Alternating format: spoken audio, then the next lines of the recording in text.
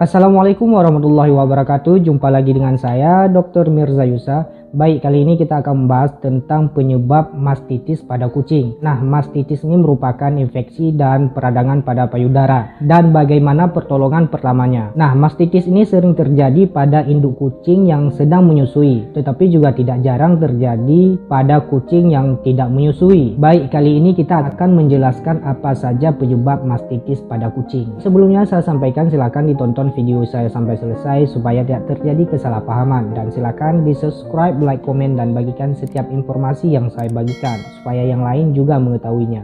Untuk yang ingin bertanya silakan di komen di kolom komentar bagian bawah, nanti jawaban akan saya buatkan video edukasi selanjutnya. Sebelum kita lanjut, kita intro dulu.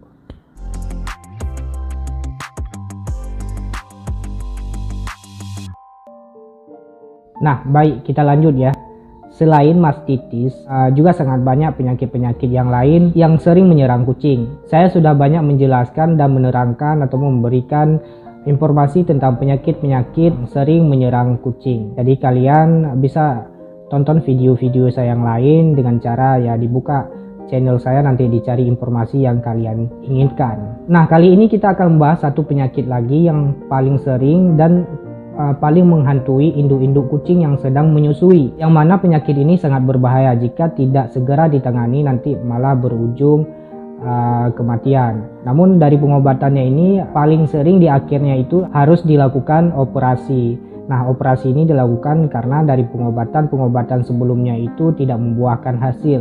Jadi tindakan yang paling terakhir adalah melakukan operasi. Nah, operasinya nanti akan diangkat payudara kucing ataupun kelenjar ambing kucing sehingga infeksinya itu tidak makin menjalar. Nah, sebagai owner memang harus selalu melihat dan memperhatikan kondisi kucingnya, terutama kucing-kucing yang sedang hamil dan menyusui. Jadi harus dipantau selalu, dicek selalu supaya kesehatannya itu terjaga. Sebagai owner harus mempersiapkan segala sesuatu itu mulai dari dia hamil sampai melahirkan dan sampai masa selesai menyusui. Karena masa-masa hamil, melahirkan, dan menyusui adalah masa-masa yang memang pemilik harus sangat memperhatikan, karena di waktu ini banyak kucing yang mengalami hal-hal yang memang nantinya butuh pertolongan pemilik. Jika ownernya sendiri tidak mampu untuk memberikan pertolongan yang maksimal, maka selanjutnya wajib dibawakan ke dokter. Nah, baik, kita akan lanjut membahas tentang penyebab mastitis dan bagaimana cara pertolongan pertamanya. Kita akan membahas penyebab mastitis itu tidak terpaku pada induk kucing yang sedang menyusui saja, tetapi juga nantinya kita akan membahas tentang mastitis yang terjadi pada kucing yang tidak menyusui.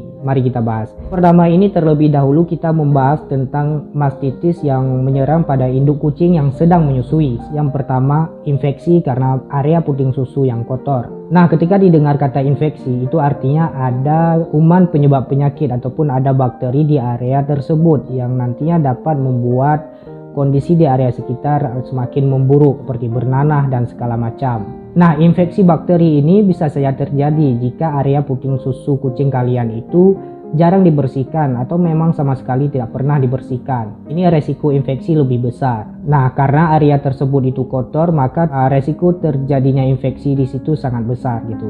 Infeksi ini pun bisa saja terjadi di luar maupun di dalam. Ya, yang namanya mikroorganisme ataupun kuman ya bisa masuk ke dalam dan juga bisa keluar. Yang jelas area yang sangat kotor itu sangat beresiko infeksi. Kemudian yang kedua, penyebab gigitan anak. Makanya induk kucing ketika waktunya sudah sampai untuk menyapih anaknya maka akan disapi. Biasanya berkisar antara 2-3 bulan. Itu merupakan masa transisi untuk induk menghentikan pemberian susu untuk anaknya. Karena ketika umur 2-3 bulan pun itu anaknya sudah ada gigi, jadi makanya ketika menyusu induk akan merasa sangat kesakitan. Dan juga faktor lain, umur 2-3 bulan anak, air susu dari induk sudah mulai mengering. Makanya ketika anak menyusui, selain kena gigitan dari anak akan merasakan sangat sakit, dan juga air susu dari induk itu sudah mulai kering. Makanya dari ini nanti dapat muncul infeksi juga ya, sehingga terjadi mastitis. Lama-kelamaan akan membuat ambing susu induknya menjadi rusak. Nah, hal-hal semacam ini wajib diperhatikan oleh owner karena memang di usia-usia anak 2-3 bulan itu memang sangat rentan terjadi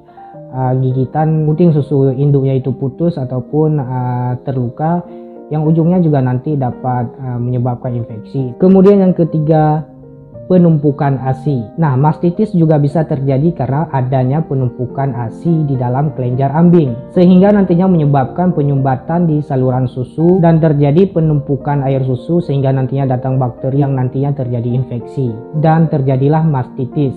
Nah, penyumbatan ASI itu bisa terjadi karena beberapa faktor. Yang pertama, anak kucing tidak cukup menyusui sehingga nanti ASI terjebak di dalam dan lama-kelamaan akan terjadi infeksi. Seperti hal lain, pengeluaran ASI yang tidak teratur, yang juga karena anak mungkin kurang menyusui, ini juga bisa terjadi penumpukan ASI. Kemudian juga karena mungkin induk juga jarang menyusui, dan juga bisa karena anak menyusu tidak merata. Misalnya anak terlahir 1 atau 2 ekor gitu, yang mana nantinya anak tersebut tidak semua menyusu beberapa puting susu yang lain. Ini juga dapat menyebabkan mastitis karena terjadi penumpukan ASI tadinya. Nah, makanya jika kucing melahirkan anak lebih banyak itu lebih baik, karena nantinya setiap puting susu itu anak menyusu dengan rata gitu. Beda halnya anak yang seperti sudah saya jelaskan tadi, hanya terlahir 1 ekor, 2 ekor nih, ini resiko terjadi mastitis lebih besar. Kemudian yang keempat, gangguan hormonal. Nah, masalah hormon juga sangat sering dikeluhkan. Kenapa? Karena bisa jadi terjadi ketidakseimbangan hormon, nantinya juga bisa menyebabkan mastitis ataupun hal-hal lain yang berbahaya. Nah, itulah beberapa penyebab terjadinya mastitis pada induk kucing yang sedang menyusui. Selanjutnya kita akan membahas penyebab mastitis pada kucing yang tidak menyusui. Yang pertama, cedera payudara. Nah, cedera ini bisa saja terjadi akibat benturan, luka, ataupun hal-hal lain yang dapat membahayakan kelenjar ambing kucing tersebut, sehingga nanti terjadi pembengkakan dan terjadi infeksi. Kemudian yang kedua, bisa karena adanya kondisi medis seperti adanya beberapa penyakit yang memang mengarah ke bagian tersebut gitu. Kemudian yang ketiga, penyakit kulit. Nah, mastitis juga sangat sering terjadi akibat seperti bahasan nomor 2 tadi, ada beberapa kondisi medis yang seperti penyakit yang memang mengarah ke situ gitu. Jadi kalau penyakit kulit ini terjadi di area puting susu, sehingga nanti terjadi infeksi lebih mendalam di bagian tersebut hingga terjadi mastitis. Kemudian yang keempat, mencukur bulu. Nah, ketika mencukur bulu bagian kelenjar ambing ataupun bagian payudara kucing itu sangat beresiko, makanya harus hati-hati. Jangan sampai terjadi luka ataupun terjadi iritasi ataupun terjadi gara-gara itu terjadi peradangan. Nah, ini sudah sangat berbahaya gitu. Makanya harus berhati-hati dalam mencukur bulu kucing. Lalu jika mastitis terjadi, apa yang harus dilakukan? Kalian sebagai owner harus bisa memberikan beberapa pertolongan pertama dulu sebelum dibawakan ke dokter. Nah, apa saja pertolongan pertamanya? Yang pertama, kompres air hangat. Nah, jika ada indikasi ke arah infeksi ataupun mastitis di bagian tersebut, kalian bisa mengkompres dengan air hangat supaya nantinya dapat melancarkan aliran darah, dan jika adanya sumbatan air susu supaya dapat diatasi gitu. Jadi kalian harus rutin mengkompres bagian puting susu secara rutin, jadi bisa tiap pagi gitu. Kemudian yang kedua, pijat kecil bagian payudara kucing. Nah, jika muncul indikasi ke arah infeksi ataupun yang sedang kita bahas ini mastitis, jadi kalian wajib memijat kecil bagian tersebut, sehingga ini halnya seperti seperti bahasan yang pertama juga tadi ya, seperti kompres air hangat gitu. Jika nantinya ada sumbatan, maka dapat diatasi. Kemudian yang ketiga, bersihkan rutin area payudara yang indikasi terjadinya mastitis. Jadi kalian harus membersihkan secara rutin, jangan sampai area tersebut menjadi kotor, dan jika memang karena infeksi ditakutkan nanti semakin parah gitu. Kemudian yang keempat, berikan makanan yang bernutrisi dan juga minum yang cukup. Nah, memberikan makanan yang bernutrisi dan juga minum yang cukup membuat kucing cukup energi untuk melawan penyakit. Maksudnya tubuh kucing cukup energi untuk melawan adanya infeksi gitu. Jadi nantinya dengan memberikan makanan bernutrisi kemudian juga minum yang cukup, itu juga salah satu faktor yang sangat membantu untuk penyembuhan penyakit. Kemudian yang kelima, pisahkan induk dan anak. Nah, jika terjadi mastitis pada induk, anak harus dipisah terlebih dahulu. Ya, karena jika diberikan terus air ASI dari induknya, maka ditakutkan nanti akan nanah yang diminum ataupun akan membuat infeksi semakin parah. Makanya anak dipisah terlebih dahulu sementara waktu dan fokus ke kesehatan induknya dulu. Kalian nanti bisa mengkompres seperti yang sudah saya sampaikan ataupun dipijit kecil dan diperas sedikit air susunya supaya tidak terjebak di bagian kelenjar susunya.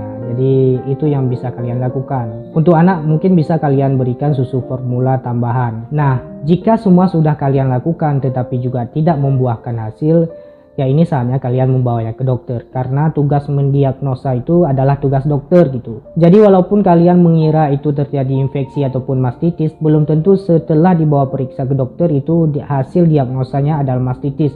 Bisa jadi tumor atau jenis-jenis penyakit yang lain.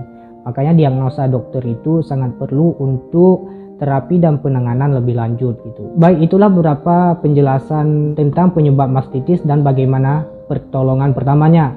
Semoga dengan informasi yang saya sampaikan ini kalian juga bisa menambah ilmu untuk kalian dan bisa dibagikan ke yang lain. Baik, sekian informasi dari saya, semoga bermanfaat. Assalamualaikum warahmatullahi wabarakatuh.